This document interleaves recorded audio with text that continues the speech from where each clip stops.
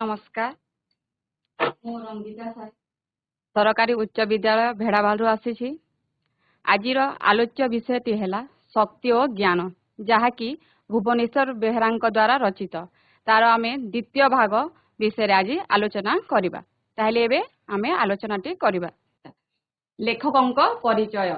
अच्छा लेखक किए भुवनेश्वर बेहरा तांको विषय तो तुम प्रथम भाग में जो पढ़ाई से समय तो तुम विषय जानी अछ तथापि तांको विषय आज टिके पुणी थरे आमे आलोचनाटा करबा ताइले भुवनेश्वर बेहरा गाल्पिक भुवनेश्वर बेहरा केबे जन्म ग्रहण करथिले से तांकर आविर्भाव बा जन्म हेतिला 1917 मसिया रे आ तिरोधान माने तांकर मृत्यु हेतिला 2001 मसिया रे से कोठी जन्म ग्रहण करथिले से जन्म हेतिले कलाहांडी जिल्ला रे कोठी कलाहांडी जिल्ला रे से जन्म ग्रहण करथिले। अच्छा भुवनेश्वर बेहरा जड़े गाल्पिक और ललित निबंधकार भाव में सुपरिचित से जड़े गाल्पिक आउ ललित निबंधकार थिले आउ गाल्पिक एटा तांकर गोटे गद्य नहीं राउरकेला आंचलिक इंजीनियरिंग कॉलेज वर्तमान जोटा कि एनआईटी से जगार से कौन थे अध्यक्ष तथा संबलपुर विश्वविद्यालय कुलपति रूपे तांकर कार्यकाल अत्यंत प्रशंसनीय से कौन थे से एनआईटी रे अध्यक्ष रूप में थिले आ संबलपुर विश्वविद्यालय कुलपति रूप में से कार्य करथिले। केंद्र पब्लिक सर्विस कमिशन सभ्य रूपे किछि वर्ष कार्य करथिले। केंद्र पब्लिक सर्विस कमिशन रो से सभ्य रूपे किछि वर्ष से कार्य करथिले। साहित्य सृष्टि से कौन कौन रचना करथिले कौन कौन लिखिथिले से विषय टिके देखिबा। तांकर भ्रमण ग्रंथ जोटा कि पश्चिम आफ्रिका रे ओडिया ढेंकी कौन पश्चिम आफ्रिका रे ओडिया ढेंकी तांकर आत्मजीवनी रो ना हला गाँर डाक ये एटा हला गाँर डाक हला तांकर आत्मजीवनी।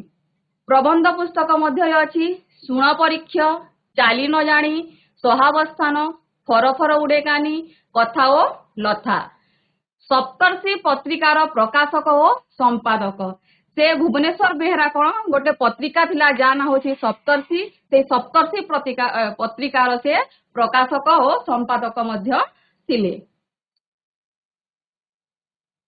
पूर्वाभास माने तमे जो शक्ति विषय आगु पढ़ीछ से विषय आमे आ टिके आलोचना करदबा हला। जीव जगतर माने पूर्व अध्याय तुम कौन पढ़ा देख टे जीव जगतर नियम दुर्बल उपरे सबलर अत्याचार प्रसंग आलोचना हो सारी माने दुर्बल उपरे सबल किपरि अत्याचार करुछि से विषय तुम पूर्व पाठ रे पढ़ी सारी अछ। चाहाड़ी और स्कूल पिला कॉलेज छात्र बेंग गुड़ा को नहीं रोस्ट व्यंजन प्रस्तुति जियंता बेंग गेलिबा प्रतियोगिता छोट छुआटीर काठीरे बेंग को आघात आदि उदाहरण माध्यम बेंग उपरे शारीरिक अत्याचार प्रसंग वर्णना एटा पूर्व जो शक्ति पाठरे सेटा आमे पढ़ी सारी। वर्षा काल रे बेंगर सारू गछ तले आश्रय ग्रहण कें कटर ध्वनि को मनीषर उपहास ता छड़ा सरसी जल रे अही मंडुक और शिशुपंखी प्रसंग माध्यम बेंग प्रति मनीष जो अत्याचार करिछि से विषय मध्य पढ़ा सारी।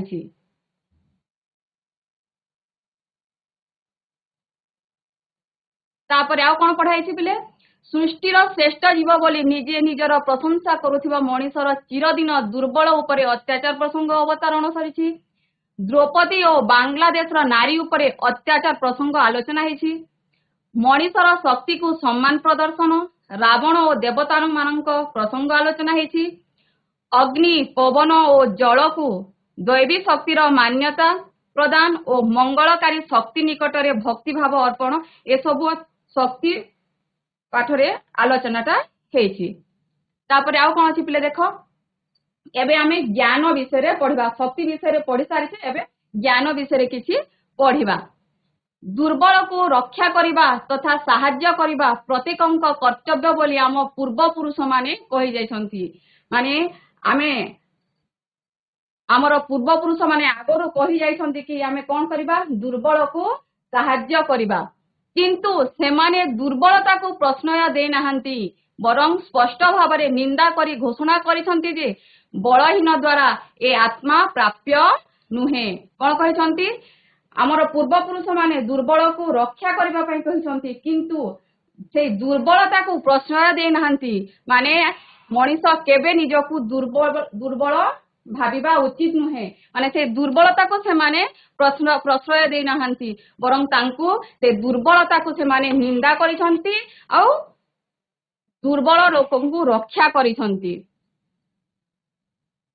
ଶକ୍ତିର ଆହରଣ ଓ ସଞ୍ଚୟ ଆମର ଧ୍ୟେୟ ହେବା ଉଚିତ ବୋଲି କହିବା ସଙ୍ଗେ ସଙ୍ଗେ ସେ ଶକ୍ତି ଯେପରି ପାଶବିକ ଶକ୍ତିର ରୂପ ନ ନିଏ ସେଥିପାଇଁ ଜ୍ଞାନର ଆବଶ୍ୟକତା ସୂଚାଇ ଦେବାକୁ ଯାଇ ଯେଉଁ ଆଦର୍ଶର ଇଙ୍ଗିତ ଦେଇଛନ୍ତି ପୃଥିବୀର ଅନ୍ୟତ୍ର ତାର ପଟାନ୍ତର ନାହିଁ।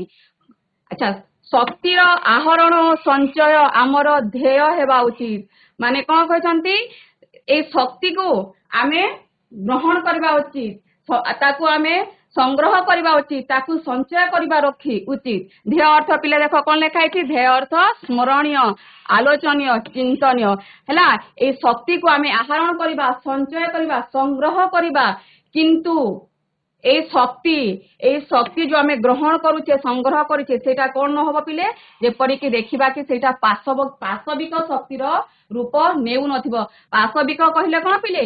ପଶୁ ମାନଙ୍କର ରୂପ, ପଶୁ ପ୍ରକୃତି। ପାଶବିକ କହିଲେ ପଶୁ ଭଳିଆ, ମାନେ ପଶୁଟେ ଯେପରି ଚିନ୍ତା କରି ନପାରେ, କୋଉଟା ଠିକ, କୋଉଟା ଭୁଲ, କୋଉଟା ନ୍ୟାୟ, କୋଉଟା ଅନ୍ୟାୟ ସେ ଜାଣିପାରେ ନାହିଁ। ମଣିଷ এই ଶକ୍ତିକୁ ମଧ୍ୟ ସେଇ ପାଶବିକ ଦିଗକୁ ନେବା ଉଚିତ ନୁହେଁ କହିକି କୁହାଯାଇଛି। ତେଣୁ এই ଶକ୍ତି ଯେପରି ପାଶବିକ ଶକ୍ତିରେ ପରିଣତ ନ ହଉ ସେଥିପାଇଁ କଣ ଦରକାର? ସେଥିପାଇଁ ଦରକାର ଜ୍ଞାନ। କଣ ଦରକାର ପିଲେ? ଦରକାର ହେଉଛି ଜ୍ଞାନ। କଣ ଲେଖା ହେଇଛି ଏଠି? ଶକ୍ତିର ଆହରଣ ଓ ସଞ୍ଚୟ ଆମର ଧ୍ୟେୟ ହେବା ଉଚିତ ବୋଲି କହିବା ସଙ୍ଗେ ସଙ୍ଗେ ସେ ଶକ୍ତି ଯେପରି ପାଶବିକ ଶକ୍ତିର ରୂପ ନ ନିଏ ସେଥିପାଇଁ ଜ୍ଞାନର ଆବଶ୍ୟକତା ସୂଚାଇ ଦେବାକୁ ଯାଇ ଯେଉଁ ଆଦର୍ଶର ଇଙ୍ଗିତ ଦେଇଛନ୍ତି ପୃଥିବୀର ଅନ୍ୟତ୍ର ତାର ପଟାନ୍ତର ନାହିଁ। ଇଙ୍ଗିତ କହିଲେ ପିଲେ ସଂକେତ। ବିଭିନ୍ନ ଏକ୍ସାମ୍ପଲ, ଉଦାହରଣ ମାଧ୍ୟମରେ ମଧ୍ୟ ଏଇ ଜ୍ଞାନର ଆବଶ୍ୟକତା କଣ ସେ ବିଷୟରେ ବର୍ଣ୍ଣନା କରିଛନ୍ତି। ପୁରାଣର କାହାଣୀ ମାନଙ୍କ ମାଧ୍ୟମରେ ସେମାନେ ଆମକୁ ଏସବୁ ଆଦର୍ଶର ଶିକ୍ଷା ଦେଇ ଯାଇଛନ୍ତି। ମାନେ ପୁରାଣକୁ ଆଧାର କରିକି ଶକ୍ତି, ଜ୍ଞାନ ଏସବୁ ବିଷୟରେ ଏଇ ଆଦର୍ଶ ଶିକ୍ଷା ଆମକୁ ଦେଇ ଯାଇଛନ୍ତି। ବିଶ୍ୱାମିତ୍ରଙ୍କ ସାଧନାର କାହାଣୀ କାଳ୍ପନିକ ହୋଇପାରେ, କିନ୍ତୁ ଏ ଆଦର୍ଶର ଗୋଟିଏ ସୁନ୍ଦର ପ୍ରତୀକ। ଏଠାରେ ତାର ସାଧାରଣ ବର୍ଣ୍ଣନା ଅପ୍ରାସଙ୍ଗିକ ହେବନି। ମାନେ ପୁରାଣରେ କାହାର ଚରିତ୍ର ଅଛି ପିଲେ? ରାମାୟଣରେ ଅଛି ବିଶ୍ୱାମିତ୍ରଙ୍କ ଚରିତ୍ର। এই ବିଶ୍ୱାମିତ୍ରଙ୍କ କାହାଣୀ ମାଧ୍ୟମରେ ଆମକୁ ଆଦର୍ଶର ଶିକ୍ଷା ଦେଇଛନ୍ତି ଭୁବନେଶ୍ୱର ବେହେରା ଏଇ ଗଳ୍ପ ମାଧ୍ୟମରେ। କିନ୍ତୁ এই ଆଦର୍ଶର ଗୋଟିଏ ସୁନ୍ଦର ପ୍ରତୀକ। ଆଚ୍ଛା, ତାପରେ ଆମେ ବିଶ୍ୱାମିତ୍ରଙ୍କ ବିଷୟରେ ପଢିବା, କିନ୍ତୁ ଏଇଟା ଟିକେ ଦେଖିଦଉ, ତାପରେ ଆମେ ବିଶ୍ୱାମିତ୍ରଙ୍କ ବିଷୟରେ ଦେଖିବା। ଦେଖ କଣ ଲେଖା ହେଇଛି? ପ୍ରତାପୀ ରାଜା ବିଶ୍ୱାମିତ୍ର ସୈନ୍ୟବଳ ଧରି ଦିଗ୍ବିଜୟରେ ବାହାରିଥିଲେ। ସୈନ୍ୟମାନେ ଶ୍ରାନ୍ତ ଓ କ୍ଳାନ୍ତ, ରାଜାଙ୍କୁ ମଧ୍ୟ ଖୁବ ଭୋକ ଓ ଶୋଷ। ସେମାନେ ବଶିଷ୍ଠଙ୍କ ଆଶ୍ରମ ଦେଖିବା ପାଇଁ ସେଠାକୁ ଗଲେ। କଣ କହିଛି? ଭୁବନେଶ୍ୱର ବେହେରା ତାଙ୍କର ଯେତେ କୃତି ଅଛି, ଲେଖା ଅଛି, ସେଇ ତାଙ୍କ ଲେଖା ମାଧ୍ୟମରେ କାହାକୁ ବେଶୀ ଆଧାର ଦେଇଛନ୍ତି ପିଲେ? ପୁରାଣର କାହାଣୀ ମାନଙ୍କ ନେଇକି ସେ ଆମର ସମାଜକୁ ବାର୍ତ୍ତା ପ୍ରେରଣ କରିଛନ୍ତି। ତ ପୁରାଣରେ, ରାମାୟଣରେ ବର୍ଣ୍ଣିତ ଅଛି କଣ ପିଲେ? ବିଶ୍ୱାମିତ୍ରଙ୍କ କାହାଣୀ, ତା ସଙ୍ଗେ ସଙ୍ଗେ ବଶିଷ୍ଠଙ୍କ କାହାଣୀ ହେଲା। ବିଶ୍ୱାମିତ୍ର କିଏ ଥିଲେ? ହେଲା ଦେଖ, ପ୍ରତାପୀ ରାଜା ବିଶ୍ୱାମିତ୍ର ହେଲା। ବିଶ୍ୱାମିତ୍ର ତାଙ୍କର ଆଉ ଗୋଟେ ନାମ ଥିଲା ପିଲେ ବିଶ୍ୱାମିତ୍ର, ତାଙ୍କର ପୂର୍ବ ନାମ ଥିଲା କୌଶିକ। କୌଶିକ। ତ ସେ ରାଜା ଥିଲେ। ସେ କଣ କରିଥିଲେ? ରାଜାଙ୍କର କାମ ହେଲା କଣ କରିବା? ରାଜ୍ୟ ଆକ୍ରମଣ କରିବା, ଦିଗ୍ବିଜୟ କରିବା। ତ ଏଇ ରାଜା ବିଶ୍ୱାମିତ୍ର କଣ କରିଥିଲେ? ତାଙ୍କର ସୈନ୍ୟବଳ ଧରିକି ଦିଗ୍ବିଜୟରେ ବାହାରି ଯାଇଥିଲେ। ଆଚ୍ଛା, ସେମାନେ ଦିନ ବର୍ଷ ଧରିକି ବି ଯିବେ। ଯେତେବେଳେ ବହୁତ ସମୟ ହେଇଗଲା ପିଲେ, ସୈନ୍ୟମାନେ କଣ ହେଲେ ପିଲେ? ଶ୍ରାନ୍ତ ଓ କ୍ଳାନ୍ତ। ଯାଇ ପିଲେ କଣ ହେଲେ? ସେମାନେ ଶ୍ରାନ୍ତ ହେଇଗଲେ। ଶ୍ରାନ୍ତ କହିଲେ କଣ ଲେଖା ହେଇଛି? ମାନେ ସେମାନେ ଶ୍ରମ କରି ସେମାନେ କଣ ହେଇଗଲେ ପିଲେ? ହାଲିଆ ହେଇଗଲେ, ଥକି ପଡିଲେ। ତାଙ୍କୁ ଥକା ମେଣ୍ଟାଇବା ପାଇଁ କିଛି ତ ଦରକାର ନା। तो कौन है से माने कौन देखिले राजा को मध्य खूब भोक शोष से माने वशिष्ठ आश्रम देखिबा पई सेठाकू गले से माने जेते बेले जाउथिले से माननको जेते बेले थक्का लागिला पिले हैला तो कौन है सेते बेले सैन्य को भी थक्का लागि गला खाली सैन्य को लागिबो कि राजा को लागिबो राजा को मध्य थक्का लागि जायछि राजा को भी कौन लागिला थक्का लागि गला राजा को भी भोक लागिला शोष लागिला तो से माने कौन कले देखिले जे सेई तांको पाखरे कौन अछि वशिष्ठ आश्रम अच्छी तो देखिले आखापाखि आउ किछि नाही देखिले गोटे वशिष्ठ आश्रम तो से माने से वशिष्ठ आश्रम को देखिबा पई गले से माने सेठी कौन देखिले पिले देख केवल तांको पई नुहे सारा सैन्य बल पई वशिष्ठ सुखाद्यर आयोजन सहजरे करि देथिबा देखि राजा आश्चर्य हेले ओ पचारि जानि पारिले जे वशिष्ठଙ୍କ गाई कामधेनु जोगु ही ताहा संभव होइछि माने सेठी कोन ऋषि आम महर्षि वशिष्ठ आ तांको स्त्री सहित से थिले तो किंतु देख सैन्य बल गोटे तो सैन्य न थांती ना सैन्य बल माने बहुत सारा सैन्य थिले तो कौन है ये ऋषि कौन करले वशिष्ठ विश्वामित्रଙ୍କ ପାଇଁ ता संगे संगे तांको सैन्य मानଙ୍କ ପାଇଁ खाद्य सुखाद्यर व्यवस्था संगे संगे नियोजन आयोजन करि देथिले पिले जहाँकि बहुत आश्चर्यर कथा ए कथा किए जानि पारिले ए कथा राजा विश्वामित्र जानि पाइले तांको सेटा कोन लागे पिले आश्चर्य लागिला सेथि पई से वशिष्ठ को पचारिले कि एपरि कार्य किपरि हैला आपण तो खूब लोक एठी अछंती एपरि शीघ्र शीघ्र खाद्य किपरि आम पई आपण आयोजन करि पारिले तो जेते बेले से वशिष्ठ को एपरि पचारि छंती तो वशिष्ठ कोन कहले ए सबु संभव केवल वशिष्ठ कहले ए सबु केवल संभव गाई कामधेनु जोगु कोन पिले कामधेनु तांकर कोन थिला गोटे गाई थिला ला से गाई रो ना कोन थिला पिले कामधेनु जोगु ही ए सबु संभव हे पारिछि ये कहले वशिष्ठ कहले ला अच्छा देखो कहले से जो कामधेनु गाई किए थिला पिले देखो अच्छा आमे तो जेहेतु एटा पौराणिक कथा टिके पढुछे तो पुराण रे जो आमे समुद्र मंथन हेथिला पिले हैला से समुद्र मंथन रु जात हेथिला पिले एई कामधेनु गाई समुद्र मंथन रु 14टा जिनिस बाहरी थिला पिले से 14टा जिनिस रुथिला गोटे हैला कामधेनु गाई ए कामधेनु गाई काहाको प्राप्त हेथिला ए कामधेनु गाई पिले वशिष्ठ ऋषि को प्राप्त हेथिला ब्रह्मर्षि वशिष्ठको एटा प्राप्त हेथिला पौराणिक विश्वास अनुजाई से समस्त प्रकार प्रार्थना पूर्ण करि पारंती कामधेनु गाई कोन करि पारथिले पिले कामधेनु गाई से तो समुद्र मंथन फल जात होते तो यही विश्वास करा जाउथिला कि पुराण अनुसार ए कामधेनु गाई सबु प्रार्थना शुणुथिले वशिष्ठ जहा कहउथिले जो प्रार्थना करुथिले से प्रार्थना तांकर शुणिकी तांकु जहा मागुथिले से सेटा प्रदान करुथिले एही गाई वशिष्ठଙ୍କ निकटरे थिले से निज अद्भुत क्षमता बलरे असंख्य सैन्य सृष्टि करी कीर्तवीर्यर आक्रमण को व्यर्थ करथिले कीर्तवीर्य कहिके गोटे पिले कीर्तवीर्य मध्य जने राजा थिले से राजा कोन करथिले एकदा वशिष्ठ ऋषि को आक्रमण करथिले तांकर सैन्य बल धरिके से आक्रमण करथिले केवल एही कामधेनु गाई जोगु पिले ए कामधेनु जोगु ऋषि वशिष्ठ कोन करथिले कीर्तवीर्य को मध्य कोन कर देथिले पिले से तांकु जो आक्रमण करथिले तांको आक्रमण को से व्यर्थ कर देथिले पिले हला पुनश्च विश्वामित्र और वशिष्ठଙ୍କ विवाद रे से बहुत योद्धा जात करिथिबा विषय पुराण रे वर्णित होइछि तापरे देखिबा विश्वामित्र किपरि वशिष्ठ ऋषि को कोन करछन्ति पिले से मध्य किपरि आक्रमण करिथिले से विषय मध्य हमें देखिबा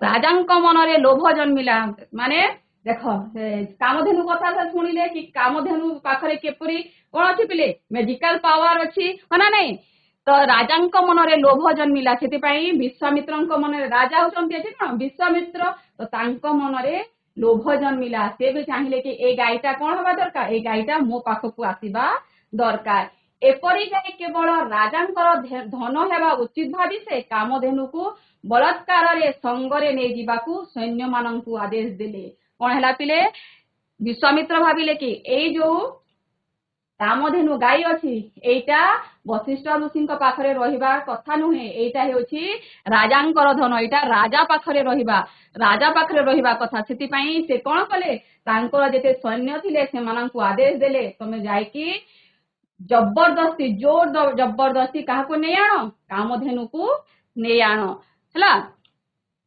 वशिष्ठ अत्यंत दुखित होई ए अन्यायर प्रतिवाद कले किंतु फल किछि हेलानी कामधेनु को चलाई सांगरे नहीं न पारिलारु सैन्य माने अनेक माड़ मारी चारि गोड़ बांधी रथरे पकाई नहीं जीवाको उद्यम कले जेते बेले कामधेनु सांगरे जाउ नथिला पिले तो कौन कले माने ए सैन्य माने से माने जबरदस्ती ताकू तार चारि गोड़ बांधी हाथ बांधी की ताकू नहीं जीवाको चेष्टा कले यह किए देखुछंती ऋषि महर्षि ब्रह्मर्षि वशिष्ठ देखुछंती जहाँकि तांको बहुत दुख प्रदान करुथिला पिले गाई प्रति एपरी अत्याचार तार विकल क्रंदन वशिष्ठ संभाली पारिलेनी से वशिष्ठ देखिले जे ब्रह्मर्षि वशिष्ठ देखिले कामधेनुर माने से किपरि कांदुछि तार क्रंदन को से देखि पारिले नाही तांको बहुत व्यथित करुथिला पिले सेति पई से कोन कले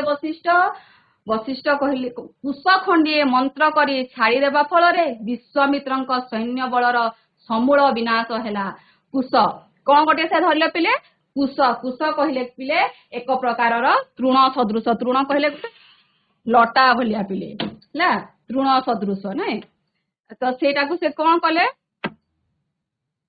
सेटा को धरिकी से कुश को धरिकी से तांकर मंत्र उच्चारण कर देबा फल रे तांको पाखरे असंख्य सैन्य पिले प्रदान हे गला से कामधेनु को प्रार्थना करके से सब मागुथिले तो से कुशटे धरिकी सैन्य बल प्रार्थना करथिले तो सैन्य बल बहुत सारा सैन्य बल आसी जाइथिले जहा फल रे कि विश्वामित्रंकर सैन्य हार मानि जाइथिला पिले राजा निरस्त्र होई पड़िले ओ कामधेनु मुकुली आसिला तापरे जेते बेले विश्वामित्रंकर सैन्य दल हार मानि गले तो से राजा मध्य निरस्त्र हो गले निरस्त्र कहले अस्त्र शून्य आउ तांको पाखरे कोनोसी अस्त्र रहिला नै जोथिरे कि से कोन करिवे पिले प्रहार करि पारिबे तो होई पड़िले ओ कामधेनु मुकुली आसिला आउ तापरे वशिष्ठ कामधेनु को निज पाखकू आनी पकेले पिले एते बड़ प्रतापी राजा विश्वामित्र एपरी भावरे हारी लज्जा और अपमान रे सेठारु पलाई जाई वशिष्ठंकु हराइबा उद्देश्य रे घोर तपस्या आरंभ करिदेले आमे देखिते पिले कि पुराण रे आमे जते बेले टीवी रे भी देखुछे पुराण विषय रे जते देखुछे तो से माने कोन करूथिले तपस्या करूथिले शक्ति पाइबा पय कोन करूथिले तपस्या करूथिले ठीक सही परे पिले विश्वामित्र कोन कले जेहेतु से हारी गले तो तांको कोन लागिला पिले लज्जा लागिला अपमान लागिला सेति पय से कोन कले पिले से किपरि आहुरी शक्तिशाली हेबे सेति पय से घोर तपस्या आरंभ करि देथिले जथा समय रे से बर पाई सबु देवसर ब्रह्मसरर अधिकार हेले माने से तांको तपस्या रे सफल हो जाइथिले विश्वामित्र आउ से बहुत देवता मानकर जो शस्त्र थिला ब्रह्मसर देवसरंकर अधिकार हेतिले तांको प्राप्य हे गला पिले ओ पुणी थरे वशिष्ठंक पाखरु कामधेनु छोड़े नेबा उद्देश्य रे आसिले पुणी जेहेतु थरे से हारी जाइथिले तांको ताहा लज्जा देथिला सेते पय से पुणी तपस्या रे जेते बेले बर प्राप्ति हे गले पिले पुणी थरे कोन कले वशिष्ठ ऋषि को आक्रमण करिबा पई आसिले कोन पई कामधेनु को किपरि से छोड़े नेबे तांको ठारू किंतु एथर मध्य सबु चेष्टा विफल हैला ब्रह्मर्षि वशिष्ठंक दंड रे पड़ी ब्रह्मसरर मध्य लीन होई गला कोन हैला पिले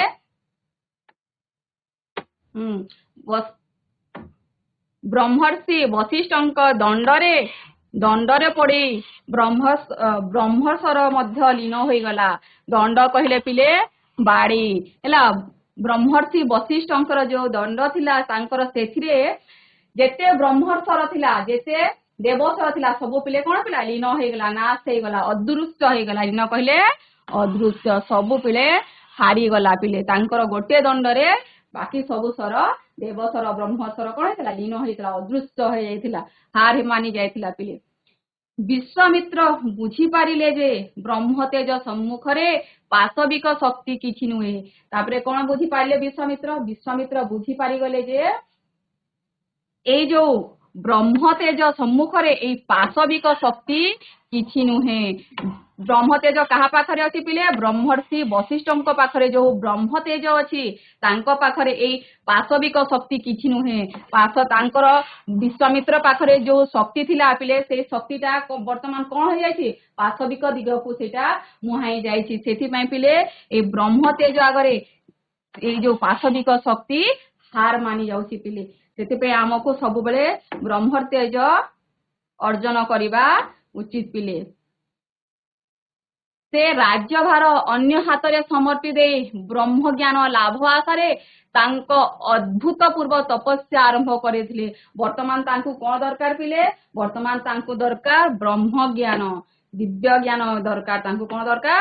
ବ୍ରହ୍ମଜ୍ଞାନ ଦରକାର, ଦିବ୍ୟ ଜ୍ଞାନ ଦରକାର। ସେଥିପାଇଁ ସେ କଣ କରିଥିଲେ? ସେ ତ ରାଜା ଥିଲେ, କିନ୍ତୁ ରାଜା ହେଇକି ସେ ତପସ୍ୟା କରିପାରିବେ ନାହିଁ। ଯେହେତୁ ଜଣକୁ ରାଜ୍ୟକୁ କଣ ପିଲେ ଅଛି? ଶାସନ ରାଜ୍ୟକୁ ଚଳେଇବାର ଅଛି। ତ ସେଥିପାଇଁ ସେ ତାଙ୍କର ସମସ୍ତ ରାଜ୍ୟଭାର ଆଉ ଜଣଙ୍କୁ ସମର୍ପି ଦେଲେ। ଆଉ ସେ ପୁଣି ତପସ୍ୟା ଆରମ୍ଭ କରିବା ପାଇଁ ଗଲେ। ଠିକ ଅଛି ପିଲେ। ଏବେ କଣ ପାଇଁ? ଏବେ ବ୍ରହ୍ମଜ୍ଞାନ ଲାଭ କରିବା ପାଇଁ। କାଳେ ଇନ୍ଦ୍ରପଦ ନେଇଯିବେ ଏଇ ଭୟରେ ଇନ୍ଦ୍ର ବିଶ୍ୱାମିତ୍ରଙ୍କ ତପଭଙ୍ଗ ପାଇଁ କିପରି ମେନକାକୁ ପଠାଇଥିଲେ। ଶକୁନ୍ତଳାଙ୍କ ଜନ୍ମ, ଚଣ୍ଡାଳ ତ୍ରିଶଙ୍କୁକୁ ବିଶ୍ୱାମିତ୍ରଙ୍କ ସ୍ୱର୍ଗକୁ ପ୍ରେରଣ, ତ୍ରିଶଙ୍କୁଙ୍କ ନତସ୍ତି ଅବସ୍ଥା, ନୂତନ ସ୍ୱର୍ଗ ସୃଷ୍ଟି ପ୍ରଭୃତି ସମସ୍ତଙ୍କୁ ଉଣା ଅଧିକେ ଜଣା। ଦେଖ, ତ ସେ କଣ କଲେ? ତପସ୍ୟା ପାଇଁ ବାହାରି ଗଲେ। ତ ତପସ୍ୟା କାଳେ ଇନ୍ଦ୍ରପଦ ନେଇଯିବେ, ମାନେ ବିଶ୍ୱାମିତ୍ର ତପସ୍ୟା କରିକି ଯେତେବେଳେ ସେ ବରପ୍ରାପ୍ତ ହେବେ, ତ ସେ କାହାକୁ ଡର ହେଲା? ଇନ୍ଦ୍ରଙ୍କୁ ଡର ହେଲା କି ସେ କଣ ନେଇଯିବେ? ତପସ୍ୟା ବଳରେ ସେ ଇନ୍ଦ୍ରପଦ ନେଇଯିବେ। ତେଣୁ ଇନ୍ଦ୍ର କଣ କଲେ ପିଲେ? ଇନ୍ଦ୍ର ବିଶ୍ୱାମିତ୍ରଙ୍କର ତପଭଙ୍ଗ କରିବା ପାଇଁ ସେ ଯୋଉ ତପସ୍ୟା କରୁଥିଲେ ସେ ତପସ୍ୟାକୁ ଭଙ୍ଗ କରିବା ପାଇଁ କାହାକୁ ପଠେଇଥିଲେ ପିଲେ? ମେନକାଙ୍କୁ। କାହାକୁ ପଠେଇଥିଲେ? ମେନକାଙ୍କୁ। ମେନକା କିଏ ଥିଲେ ପିଲା? ଦେଖ, ମେନକା ଅପ୍ସରା ବିଶେଷ। ସେ ଇନ୍ଦ୍ରପୁରୀର ଜଣେ ଅପ୍ସରା ଥିଲେ ହେଲା। ସେ ଯୋଉ ଇନ୍ଦ୍ରପୁରୀର ଅପ୍ସରା ମେନକାଙ୍କୁ କିଏ ପଠେଇଥିଲା? ଇନ୍ଦ୍ର ପଠେଇଥିଲେ କି ବିଶ୍ୱାମିତ୍ରଙ୍କର ତପଭଙ୍ଗ କରିବା ପାଇଁ। ଠିକ ଅଛି। ମହର୍ଷି ବିଶ୍ୱାମିତ୍ରଙ୍କ ତପଭଙ୍ଗ ଉଦ୍ଦେଶ୍ୟରେ ଇନ୍ଦ୍ର ତାଙ୍କୁ ପ୍ରେରଣ କରିଥିଲେ। ଏହାଙ୍କ ଗର୍ଭରୁ ବିଶ୍ୱାମିତ୍ରଙ୍କ ଔରସରେ ଶକୁନ୍ତଳା ଜନ୍ମିଥିଲେ ହେଲା। ତାପରେ ପିଲେ ମେନକା ଆଉ ବିଶ୍ୱାମିତ୍ରଙ୍କ ଔରସରୁ କିଏ ଜାତ ହେଇଥିଲେ? ଶକୁନ୍ତଳା ଜନ୍ମ ହେଇଥିଲେ। ତାପରେ ପିଲେ ଆମେ ଯୋଉ ଭାରତ ବର୍ଷ କହୁଛେ, ଭାରତ ଯୋଉ ନାଁଟା କାହାଠୁ ଆସିଛି ଜାଣିଛ ପିଲେ? ଇଏ ହଉଛି ଶକୁନ୍ତଳାଙ୍କ ପୁତ୍ର ଭରତରୁ ଆସିଛି ପିଲେ। ଶକୁନ୍ତଳାଙ୍କ ପୁତ୍ର ଥିଲେ ଭରତ, ତାଙ୍କର ନାଁରୁ ଆସିଛି ପିଲେ ଭାରତ। ଠିକ ଅଛି। ମେନକାଙ୍କୁ ସେ ପଠେଇଥିଲେ। ମେନକା ତପଭଙ୍ଗ କରିବା ପାଇଁ ଆସିଥିଲେ। ତାପରେ ଆମେ ଦେଖିଲ କଣ କହିଲେ? ତ୍ରିଶଙ୍କୁ ବିଷୟରେ କୁହାଯାଇଛି ନାଇଁ। ତ୍ରିଶଙ୍କୁ କିଏ ପିଲେ?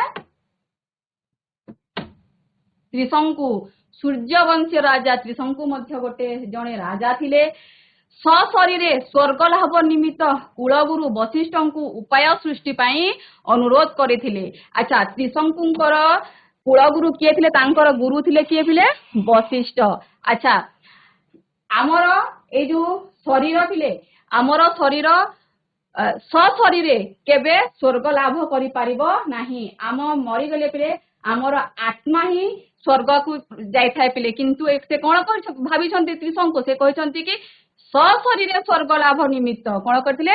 ସଶରୀରେ ଆମର ଏଇ ଶରୀର ହେଲା, ଏଇ ଶରୀର କିପରି ସ୍ୱର୍ଗକୁ ଯିବ, ଯୋଉଟା କି ପିଲେ ନିୟମ ବିରୁଦ୍ଧ ପିଲେ। ଠିକ ଅଛି ପିଲେ। ସଶରୀରେ ସ୍ୱର୍ଗ ଲାଭ ନିମିତ୍ତ କୁଳଗୁରୁ ବଶିଷ୍ଠଙ୍କୁ ଉପାୟ ସୃଷ୍ଟି ପାଇଁ ଅନୁରୋଧ କରିଥିଲେ। ସେ କଣ କରିଥିଲେ? ତ୍ରିଶଙ୍କୁଙ୍କର ଗୁରୁ ଥିଲେ ବଶିଷ୍ଠ। ତ ବଶିଷ୍ଠଙ୍କୁ ସେ ଅନୁରୋଧ କରିଥିଲେ କି କିପରି ମୁଁ ଏଇ ମୋର ଶରୀର ନେଇକି କୋଉଠି ଯିବି ପିଲେ? ସ୍ୱର୍ଗ ଯିବି। ବଶିଷ୍ଠ ତାଙ୍କ ପ୍ରସ୍ତାବରେ ରାଜି ନ ହେବାରୁ ତାଙ୍କ ପୁତ୍ରମାନଙ୍କୁ ଏ କ୍ଷେତ୍ରରେ ସାହାଯ୍ୟ ପାଇଁ କହିଥିଲେ। ବଶିଷ୍ଠ ଆମେ ତ ଜାଣିଛେ କି ଆମେ କିଛି ନିୟମର ବିରୁଦ୍ଧରେ ଯାଇପାରିବା ନାହିଁ। ତ ଏଇଟା ନିୟମ ବିରୁଦ୍ଧ କୌଣସି ବ୍ୟକ୍ତି ସଶରୀରେ ସ୍ୱର୍ଗ ଲାଭ କରିପାରିବ ନାହିଁ। ତେଣୁ ବଶିଷ୍ଠ କଣ କରିଥିଲେ? ତାଙ୍କ ପ୍ରସ୍ତାବରେ ମନା କରିଥିଲେ। ଯେତେବେଳେ ସେ ମନା କରିଦେଇଥିଲେ ତାପରେ ସେ କାହା ପାଖକୁ ଆସିଛନ୍ତି? ତ୍ରିଶଙ୍କୁ ଆସି ଯାଇଛନ୍ତି ବଶିଷ୍ଠଙ୍କର ପୁତ୍ର ମାନଙ୍କ ପାଖକୁ। ହେଲା, ପୁତ୍ର ମାନଙ୍କ ପାଖକୁ ଆସିଛନ୍ତି ଆଉ ତାଙ୍କର ନିବେଦନ ରଖିଛନ୍ତି। ହେଲା, ସେମାନେ ରାଜି ନ ହେବାରୁ କ୍ରୋଧରେ ଗୁରୁକୁଳ ତ୍ୟାଗ କରିଯିବାକୁ ଧମକ ଦେବାରୁ ବଶିଷ୍ଠଙ୍କ ପୁତ୍ର ମାନଙ୍କ ସାପ୍ୟରେ ଚଣ୍ଡାଳରେ ପରିଣତ ହୋଇଥିଲେ। କଣ ହେଲା? ତ୍ରିଶଙ୍କୁ ପୁଣି ପଳେଇ ଆସିଥିଲେ ବଶିଷ୍ଠ ମାନଙ୍କ ପୁତ୍ର ମାନଙ୍କ ପାଖକୁ, କିନ୍ତୁ ତାଙ୍କ ପୁତ୍ର ମାନେ ପିଲେ ଏଇ ଯୋଉ କହିଲେ ତାଙ୍କ କଥାରେ ସେମାନେ କଣ ହେଲେ ପିଲେ? ରାଗି ଯାଇଥିଲେ। ହେଲା, କ୍ରୋଧରେ ସେମାନେ ରାଗି ଯାଇଥିଲେ ଓ ତାଙ୍କ କଥାରେ ରାଜି ନ ହୋଇଥିଲେ, ତ୍ରିଶଙ୍କୁଙ୍କ କଥାରେ ରାଜି ହୋଇନଥିଲେ। ଫଳରେ ତ୍ରିଶଙ୍କୁ କଣ କରିଥିଲେ? ସେ ଧମକ ଦେଇଥିଲେ କି ସେ କଣ କରିବେ? ସେ ତାଙ୍କର ଯୋଉ ଗୁରୁକୁଳ ଅଛି, ଆଗରୁ ତ କଣ ଆମର ଏମିତି ବିଦ୍ୟାଳୟ ଥିଲା କି? ଆଗରୁ ନଥିଲା ପିଲେ, ପୁରାଣରେ ଗୁରୁକୁଳରେ ପାଠ ପଢା ଯାଉଥିଲା। ସେ କହିଥିଲେ କି ସେ ଗୁରୁକୁଳକୁ କଣ କରିବେ? ତ୍ୟାଗ କରିଦେବେ, ଛାଡିକି ପଳେଇବେ। ସେଥିପାଇଁ କଣ ହେଲା କି ତାଙ୍କ ପୁତ୍ର ମାନେ ପିଲେ ରାଗି ଗଲେ ଆଉ କଣ ଶାପ୍ୟ ଦେଲେ? ଶାପ୍ୟ କହିଲେ ପିଲେ ଅଭିଶାପ ଦେଲେ। କଣ ଦେଲେ? କି ତୁ ଚଣ୍ଡାଳରେ ପରିଣତ ହେଇଯା। କଣ ହେଇଯା? ତ୍ରିଶଙ୍କୁକୁ କହିଲେ କି ତୁ ଚଣ୍ଡାଳ ହେଇଯା। ତାଙ୍କ ଚଣ୍ଡାଳ ରୂପ ଦେଖି ମନ୍ତ୍ରୀ ମାନେ ତ୍ୟାଗ କରିବାରୁ ସେ ବିଶ୍ୱାମିତ୍ରଙ୍କ ଶରଣାପନ୍ନ ହେଲେ। ହେଲା, ତ ପୁଣି ତାଙ୍କ ଏଇ ଯୋଉ ଆମ ବଶିଷ୍ଠଙ୍କର ପୁତ୍ର ମାନଙ୍କ ସାପ୍ୟରେ ତ୍ରିଶଙ୍କୁ କଣ ହେଇଗଲେ? ଚଣ୍ଡାଳ ହେଇଗଲେ। ଯେହେତୁ ଚଣ୍ଡାଳ ହେଇଗଲେ, ସେ ଯେତେବେଳେ ତାଙ୍କ ରାଜ୍ୟକୁ ଆସିଛନ୍ତି, ତାଙ୍କ ରାଜ୍ୟର ତାଙ୍କର ଯୋଉ ମନ୍ତ୍ରୀ ମାନେ ଥିଲେ ସେମାନେ ମଧ୍ୟ ତାଙ୍କୁ ରାଜା ଭାବି ପାରିଲେ ନାହିଁ। ତାଙ୍କୁ ସେମାନେ କଣ କଲେ? ମନା କରିଦେଲେ। ତେଣୁ ସେ କାହା ପାଖକୁ ଆସିଲେ? ତାପରେ ତ୍ରିଶଙ୍କୁ ଆସିଥିଲେ ବିଶ୍ୱାମିତ୍ରଙ୍କ ପାଖକୁ। କାହା ପାଖକୁ? ବିଶ୍ୱାମିତ୍ରଙ୍କ ପାଖକୁ ସେ ଆସିଥିଲେ।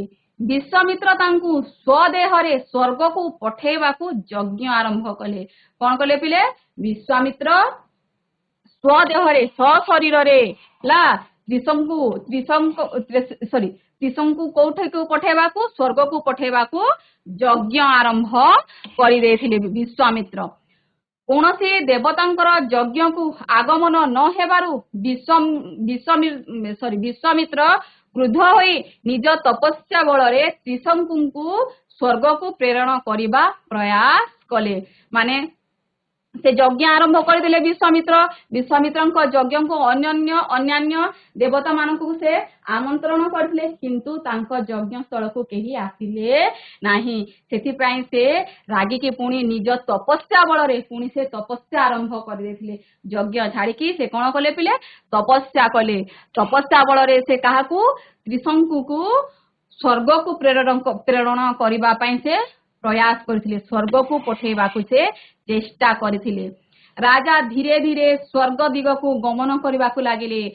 ତାଙ୍କର ତପସ୍ୟା ବଳରେ, ବିଶ୍ୱାମିତ୍ରଙ୍କ ତପସ୍ୟା ବଳରେ ତ୍ରିଶଙ୍କୁ କୁଆଡେ ଗଲେ ପିଲେ? ସଶରୀରେ ସ୍ୱଦେହରେ ସେ କୁଆଡେ ଗଲେ? ସ୍ୱର୍ଗକୁ ଯିବାକୁ ଲାଗିଲେ। ଦେବରାଜ ଇନ୍ଦ୍ର ତାଙ୍କୁ ସ୍ୱର୍ଗରେ ସ୍ଥାନ ଦେବାକୁ କୁଣ୍ଠିତ ହୋଇ ନିଷେଧାଜ୍ଞା ପ୍ରଚାର କଲେ। ଦେବରାଜ ଇନ୍ଦ୍ର ସ୍ୱର୍ଗରେ ସ୍ଥାନ ଦେବାକୁ ତାଙ୍କୁ ଇଚ୍ଛା କଲେ ନାହିଁ, କୁଣ୍ଠିତ ହେଲେ ହେଲା। ବିଶ୍ୱାମିତ୍ର ଏଥିରେ କ୍ରୁଦ୍ଧ ହୋଇ ଦ୍ୱିତୀୟ ସ୍ୱର୍ଗ ଓ ମର୍ତ୍ତ୍ୟ ସୃଷ୍ଟି କଲେ। କଣ କଲେ ପିଲେ? ଯେହେତୁ ତ୍ରିଶଙ୍କୁଙ୍କୁ ଦେବରାଜ ଇନ୍ଦ୍ର ଗ୍ରହଣ କଲେ ନାହିଁ, ସ୍ୱର୍ଗକୁ ଆସିବାକୁ ମନା କରିଦେଲେ, ତାଙ୍କୁ ନିଷେଧାଜ୍ଞା ଯେତେବେଳେ ପ୍ରଚାର ହେଇଗଲା ପିଲେ, ବିଶ୍ୱାମିତ୍ର କଣ କଲେ? ପୁଣି ରାଗିଗଲେ। ସେ କହିଲେ କି ଠିକ ଅଛି, ମୁଁ ଏବେ କଣ କରିବି? ମୁଁ ଏବେ ମୋର ତପସ୍ୟା ବଳରେ ଦ୍ୱିତୀୟ ସ୍ୱର୍ଗ ସୃଷ୍ଟି କରିବି। ପ୍ରଥମ ସ୍ୱର୍ଗରେ ଇନ୍ଦ୍ର ରହିବେ, ଦ୍ୱିତୀୟ ସ୍ୱର୍ଗରେ କିଏ ରହିବେ? ଦ୍ୱିତୀୟ ସ୍ୱର୍ଗରେ ରହିବେ ତ୍ରିଶଙ୍କୁ।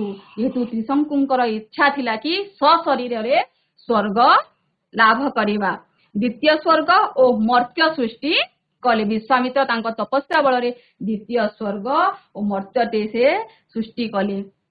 दक्षिण दिगरे सप्तर्षि मंडल और नक्षत्र गण सृष्टि कले दक्षिण दिगरे सप्तर्षि मंडल और नक्षत्र गण आमे जानिछे सप्तर्षि मंडल को दिगरे दिसे पिले सप्तर्षि मंडल आमे रहुथिबा उत्तर दिगरे दिसे किंतु से कोन कले पिले जेहेतु द्वितीय स्वर्ग कले सृष्टि करिथिले सेति पई से दक्षिण दिगरे कोन करथिले सप्तर्षि मंडल सृष्टि करथिले आ नक्षत्र गण मध्य सृष्टि कले देवता माने भୟରେ विश्वामित्रଙ୍କ ଶରଣାପନ୍ନ ହେବାରୁ ସେ କହିଲେ ତ୍ରିଶଙ୍କୁ ଆଉ ଅଧପତିତ ହେବ ନାହିଁ ଦେବତା ମାନେ ଡରିଗଲେ କି ଯେହେତୁ ବିଶ୍ୱାମିତ୍ର ତାଙ୍କ ତପସ୍ୟା ବଳରେ ନ ହେବା କାର୍ଯ୍ୟ ମଧ୍ୟ ସେ କରିପାରୁଛନ୍ତି ସେଥିପାଇଁ ସେମାନେ ଡରିଗଲେ ତ ବିଶ୍ୱାମିତ୍ରଙ୍କୁ ଶରଣାପନ୍ନ ହେଲେ ବିଶ୍ୱାମିତ୍ରଙ୍କ ପାଖକୁ ଆସିଲେ ଦେବତା ଗଣ ତ ବିଶ୍ୱାମିତ୍ର କଣ କଲେ ବିଶ୍ୱାମିତ୍ର କହିଲେ କି ତ୍ରିଶଙ୍କୁ ଆଉ ତଳକୁ आसीब आउ तलकू आसीब नाही से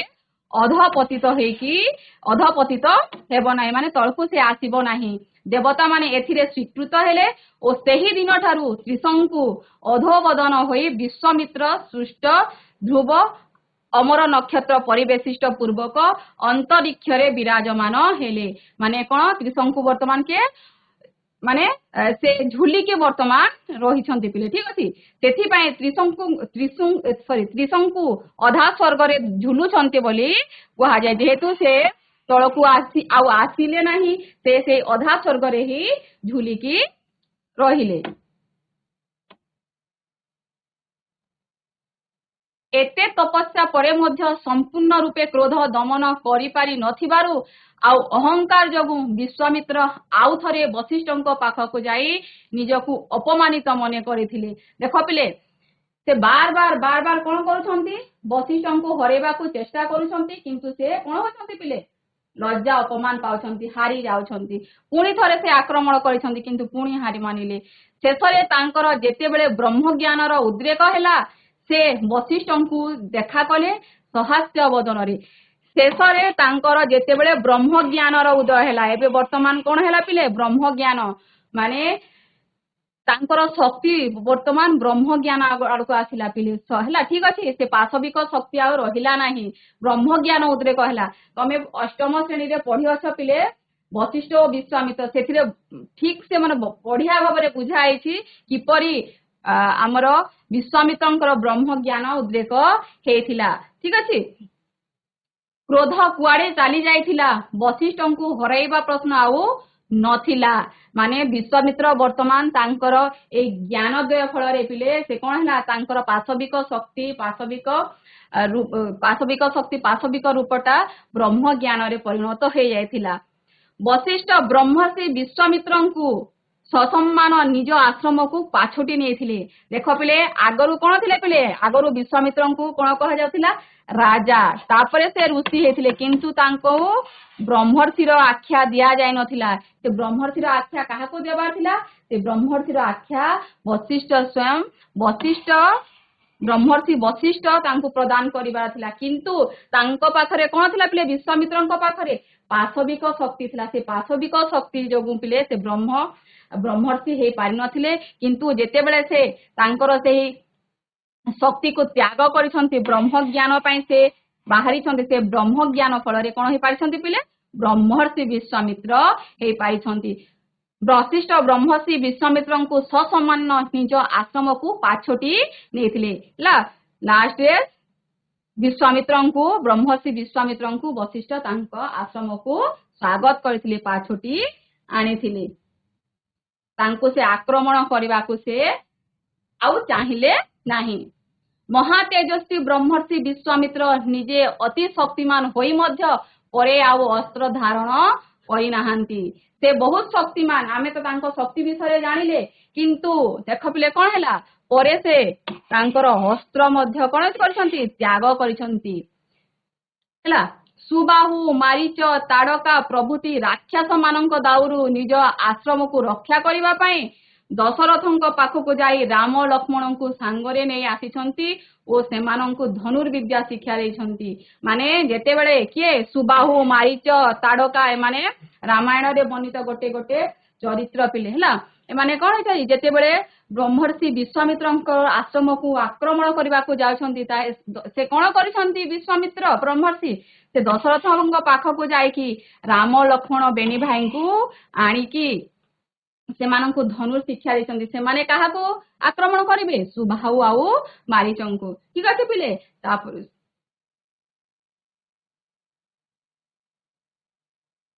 ଏଇଟା ଥିଲା ପୁରାଣରେ ମାନେ ପୁରାଣକୁ ସେ ରଖିକି କିପରି ସମାଜକୁ ସେ ବାର୍ତ୍ତା ପ୍ରେରଣ କରିଛନ୍ତି।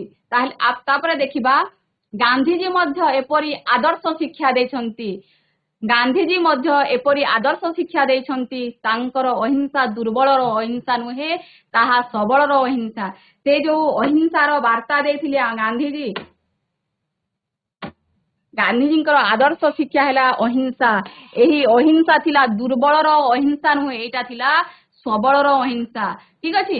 ଥରେ ଛାତ୍ରମାନଙ୍କୁ ଗୋଟିଏ ସଭାରେ ଭାଷଣ ଦେଲା ବେଳେ ସେ ଛାତ୍ରମାନଙ୍କ ଶୀର୍ଣ୍ଣ ଦୁର୍ବଳ ଶରୀର ସବୁକୁ ଲକ୍ଷ୍ୟ କରି ସୁସ୍ଥ ଓ ସବଳ ଶରୀର ଗଠନ ପାଇଁ ଉପଦେଶ ଦେବାକୁ ଯାଇ ତାଙ୍କ ପାଖରେ ବସିଥିବା ଆଲି ଭାଇ ବିଶାଳକାୟ ମହମ୍ମଦ ଆলীଙ୍କୁ ଦେଖାଇ ପରିହାସ ସ୍ଥଳରେ କହିଥିଲେ ଯେ ଏ ଆলীଙ୍କ ଗାଳରେ ଯଦି କେହି ଚଟକଣାଟିଏ ମାରେ ଓ ସେ ଅନ୍ୟ ଗାଲ ଦେଖେଇ ଦିଅନ୍ତି ତେବେ ତାକୁ ହିଁ ଅହିଂସା କୁହାଯିବ। ଯେହେତୁ ଗୋଟିଏ ଚଟକଣା ଜାଗାରେ ଦିଓଟି ଚଟକଣା ଦେବା ପାଇଁ ତାଙ୍କର ଶକ୍ତି ଅଛି। ମାନେ ଅହିଂସା, ଏଇ ଯୋଉ ସବଳର ଅହିଂସା, ତା ବିଷୟରେ ସେ ଉଦାହରଣ ଦେବାକୁ ଯାଇକି ସେ କଣ କରିଥିଲେ ପିଲେ? ଦେଖ, ଥରେ ସେ ଯାଇଥିଲେ ଗୋଟିଏ ସଭାକୁ। ସେ ସଭାରେ କଣ ଥିଲେ ପିଲେ? ଶୀର୍ଣ୍ଣ ଦୁର୍ବଳ ଶରୀରର ଛାତ୍ରମାନେ ବସିଥିଲେ। ସେମାନଙ୍କୁ ଦେଖିକି ତାଙ୍କ ପାଖରେ କିଏ ଥିଲେ? ଅଲି ଭାଇ ହେଲା। ଅଲି ଭାଇ ଥିଲେ। ସେ ଅଲି ଭାଇଙ୍କୁ ସେ ଦେଖିକି କହିଲେ ମହମ୍ମଦ ଅଲିଙ୍କୁ କିଏ ଦେଖ, ଅଲି ଭାଇଙ୍କୁ ଯଦି କିଏ ଜଣେ ଗୋଟେ ଚଟକଣାଟିଏ ଦବ, କଣ ଦବ? ଗୋଟେ ଚଟକଣା ଦବ। ତାହେଲେ ଯଦି ଅଲି ଭାଇ ତାଙ୍କୁ ଆଉ ଗୋଟେ ଗାଲ ଦେଖେଇ ଦିଅନ୍ତି ତାହେଲେ ସେଇଟା ହେଲା ସବଳର ଅହିଂସା। କଣ ପାଇଁ ପିଲେ? ଅଲି ଭାଇ ପାଖରେ ଶକ୍ତି ଅଛି ହେଲା। ତାଙ୍କ ପାଖରେ କଣ ଅଛି? ଶକ୍ତି ଅଛି ଯେ ଯିଏ ଚଟକଣାଟିଏ ଦେଲା ତାକୁ ସେ 2 ଚଟକଣା ଦେଇପାରିବେ। କିନ୍ତୁ ଯଦି ସେ କାମ ନ କରନ୍ତି ତାହେଲେ ସେଇଟା ହେଲା ସବଳର ଅହିଂସା। ଠିକ ଅଛି। ମୋ ଗାଲରେ ଯଦି କେହି ଚଟକଣାଟିଏ ମାରେ ଆଉ ମୁଁ ଅନ୍ୟ ଗାଲଟି ଦେଖେଇ ଦିଏ ତା ଅହିଂସା ହେବନି। କାରଣ ଚଟକଣା ମାରିଥିବା ଲୋକର ଚଟକଣା ଦେବାର ଶକ୍ତି ଯେତେବେଳେ ନାହିଁ, ଅନ୍ୟ ଗାଲ ଦେଖେଇ ଦେବା ଛଡା ମୋର ଆଉ କି ଗତି ଅଛି। କଣ ହେଲା ପିଲେ? ଦେଖ, ଜଣଙ୍କର ଶକ୍ତି ଥିବ, ସେ ଆଉ ଜଣକୁ 2 ଚଟକଣା ଦେଇପାରିବ। ଯଦି ସେ ନ ଦେଉଛି ଆଉ ଗୋଟେ ଗାଲ ଦେଖେଇ ଦେଇ ପାରୁଛି ତାହା ହେଲା ସବଳର ଅହିଂସା ହେଲା। କିନ୍ତୁ ଯଦି ଦୁର୍ବଳ ବ୍ୟକ୍ତିଟିଏ ଗୋଟିଏ ଗାଲରେ ଯଦି ଚଟକଣା ମାରିବ ସେ ବାଧ୍ୟ ହେଇକି କଣ କରିବ ପିଲେ? ଆଉ ଗୋଟେ ଗାଲଟି ଦେଖେଇ ଦବ। କଣ ପାଇଁ କି? ତା ପାଖରେ କଣ ନାହିଁ ପିଲେ? ଶକ୍ତି ନାହିଁ, ସେ ସେଇଟା କରିବାକୁ ବାଧ୍ୟ। ଜ୍ଞାନ ବିନା ଶକ୍ତି ଯେପରି ପାଶବିକ ଶକ୍ତିର ରୂପ ନେଇଯାଇପାରେ, ଶକ୍ତି ବିନା ଜ୍ଞାନ ସେପରି ପରିହାସର ସାମଗ୍ରୀ ହୋଇପାରେ। ମୋଷ୍ଟ ଇମ୍ପୋର୍ଟାଣ୍ଟ ପିଲେ, ଜ୍ଞାନ ବିନା ଶକ୍ତି ଯେପରି ପାଶବିକ ଶକ୍ତିର ରୂପ ନେଇଯାଏ। ମାନେ ଶକ୍ତି ଜ୍ଞାନ ନଥିଲେ ଶକ୍ତି ପିଲେ ସେଇଟା କୋଉ ଦିଗକୁ ପଳେଇବ ପିଲେ? ପାଶବିକ ଦିଗକୁ ପଳେଇବ। ଶକ୍ତି ବିନା ଜ୍ଞାନ ସେପରି ପରିହାସ। ଯଦି ଜ୍ଞାନ ଅଛି କିନ୍ତୁ ତୁମ ପାଖରେ ଶକ୍ତି ନାହିଁ, ସେଇଟା କଣ ହେଇଯିବ ପିଲେ? ପରିହାସ ସାମଗ୍ରୀ। ମାନେ ଜଣଙ୍କର ହସର ସାମଗ୍ରୀ ହେଇଯିବ। ତାହେଲେ ଆମକୁ କଣ ଦରକାର ପିଲେ? ଜ୍ଞାନ ବି ଦରକାର, ଶକ୍ତି ବି ଦରକାର ହେଲା। ଦୁଇଟା ପରିପୂରକ, ଜ୍ଞାନ ଆଉ ଶକ୍ତି। ଜଣେ ଆଉ ଜଣଙ୍କର ବିନା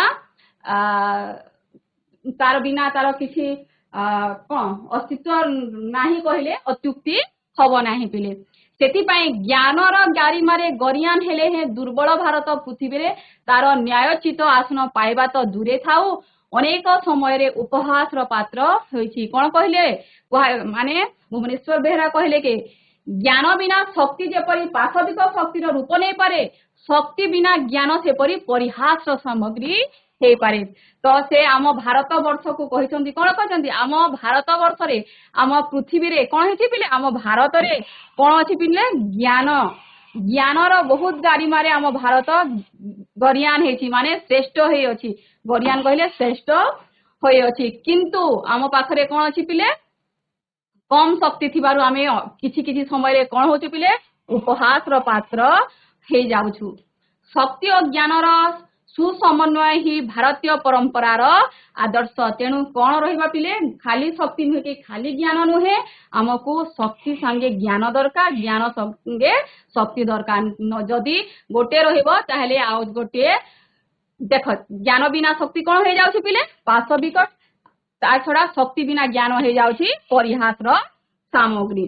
तेणु ज्ञानर पीठस्थली भारत आज परमाणु शक्तिर अधिकारी हेबा फଳରେ भारतर अर्थनैतिक क्षेत्र में तार प्रभाव जहाँ हेउना काहेकि मानव समाजर जे मंगल हेउछि एथिरे संदेह नाही। तेणु ज्ञानर पीठस्थली भारत आज परमाणु शक्तिर अधिकारी हेबा फଳରେ देख आम पाखरे ज्ञान अछि फଳରେ कोन अछि पिले परमाणु शक्तिर अधिकारी मध्य आम भारत हे पारिछि। या फଳରେ भारतर अर्थनैतिक क्षेत्र में तार प्रभाव जहाँ हेउना काहेकि परमाणु शक्ति आम पाखरे थिले आम अर्थनीति को कि प्रभाव पकोछि ताहा तो पछ कथा पिले, किंतु एहा फଳରେ ज्ञान संगरे जो एई शक्ति टिकेक अछि ताहा फଳରେ कोन होछि पिले मानव समाजर जे मंगल हेउछि एथिरे किछि संदेह नाही कहि कि के कहिसंती भुवनेश्वर बेहेरा कहिसंती। हला पिले एइटा थिला हमर ज्ञान ओ शक्ति ओ ज्ञान विषयटा पिले। एबे देखिबा हमें जहाँ पढ़िछे से विषय टिके प्रश्न उत्तर टिके देखिबा पिले, ठीक अछि। अच्छा प्रथम प्रश्न, काहाको रक्षा करिबा प्रत्येकंकर कर्तव्य बोली पूर्व पुरुष माने कहि जाइछंती। काहाको रक्षा करिबा प्रत्येकंकर कर्तव्य बोली पूर्व पुरुष माने कहि जाइछंती। दुर्बल को राजा को, दुर्बल को दुर्बल। वेरी गुड, ठीक उत्तर। 2 नंबर प्रश्न, श्रांत क्लांत सैन्य बल को धरी क्षुधार्थ राजा विश्वामित्र केउ ऋषि आश्रम को जाउथिले? अत्रि, जनक, वशिष्ठ, गौतम। वशिष्ठ। सुंदर उत्तर, ठीक उत्तर। तृतीय प्रश्न, वशिष्ठଙ୍କ आश्रम रे थिबा गाईर नाम कोन? नंदिनी, पाट, कामधेनु। सुंदर उत्तर, ठीक उत्तर। अच्छा चतुर्थ प्रश्न, राजा विश्वामित्रଙ୍କ मनरे कामधेनु प्रति डैश जन्मिला? मोह, आग्रह, आसक्ति, लोभ।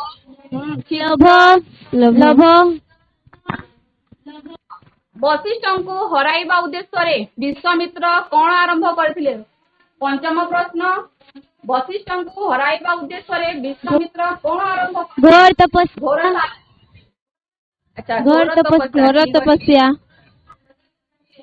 ठीक अच्छे, घोर तपस्या। 6 नंबर प्रश्न, विश्वामित्रଙ୍କ तपभंग पाई इंद्र काहाकू पठेइथिले? रंभा, उर्वशी, मेनका। ठीक उत्तर। हाँ मेनका, उर्वशी मेनका पठेई थिले नहीं। विश्वामित्र कौन लाभ आशारे अद्भुत पूर्व तपस्या आरंभ करथिले? ज्ञान, दिव्य शक्ति, दिव्य ज्ञान, ब्रह्म ज्ञान। ओ ज्ञान पिले? ब्रह्म ज्ञान। हाँ ब्रह्म ज्ञान। विश्वामित्र काहाकू स्वर्ग को प्रेरणा करथिले पिले? इंद्रंकु, त्रिशंकु। त्रिशंकु, वेरी गुड, त्रिशंकु। नवम प्रश्न, विश्वामित्र और मेनकांक कन्यार नाम कौन? अरुंधति, शकुंतला।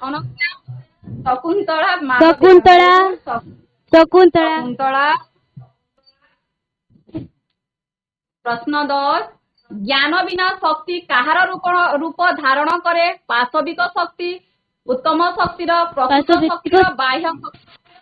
हाँ आउ थरे पाशविक शक्ति। अच्छा पाशविक शक्ति शक्तिर रूप धारण करे। अच्छा वेरी गुड। काहा बिना ज्ञान परिहास सामग्री होइथे पिले? विद्या, बुद्धि, शक्ति, अहंकार। विद्या, शक्ति,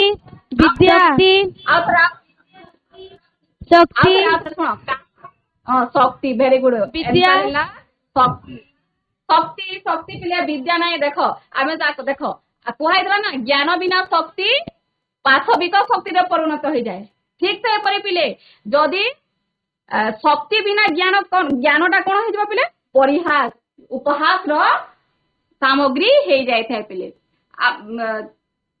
ଲାଷ୍ଟ କାହାର ସମନ୍ୱୟ ହିଁ ଭାରତୀୟ ପରମ୍ପରାର ଆଦର୍ଶ ଶକ୍ତି ଓ ଜ୍ଞାନ ଜ୍ଞାନ